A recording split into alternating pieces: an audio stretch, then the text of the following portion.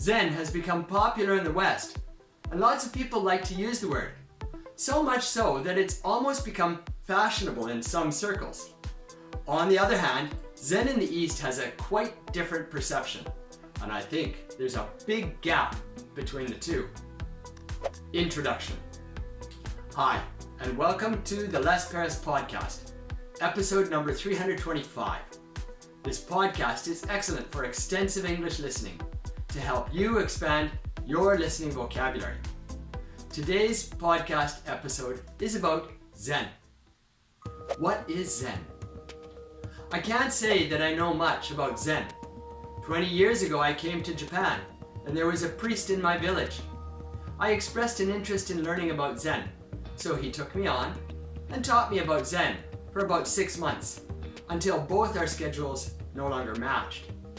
The thing I remember very clearly when talking to him at the beginning was the nature of Zen. According to his instruction, Zen is nothing. If you do Zen for a purpose, it is not Zen. Zen is becoming nothing, and there's no reason or purpose to do Zen. Or rather, you do Zen for Zen. How do you do Zen? As I researched a little bit more about Zen, I discovered that it originated in China. This didn't surprise me. There's a lot of these Buddhist religious things that originated in China. But one thing I found was there are many ways to do Zen. There was chanting, walking, meditation, and perhaps even more. The Japanese style Zen that I was taught involved sitting, looking at a blank wall, and trying to make your mind as blank as the wall in front of you.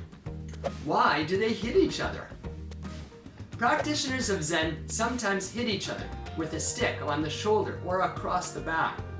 The purpose of that is to help them stay awake and maintain their focus, to keep their attention alert. The striking with the stick is not actually painful. It's more of a wake-up call.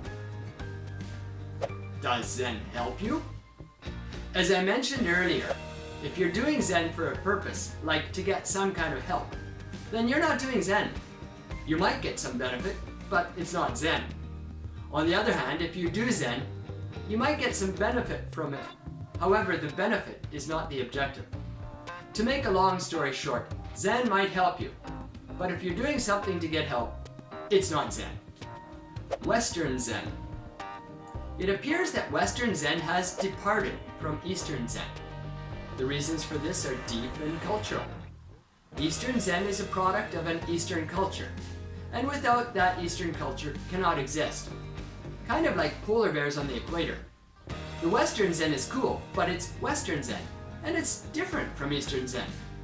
After that, comparisons are fruitless.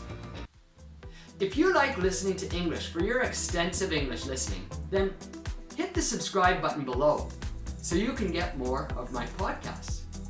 I'd love it if you made a comment below too. Tell me if you have any experience with Zen.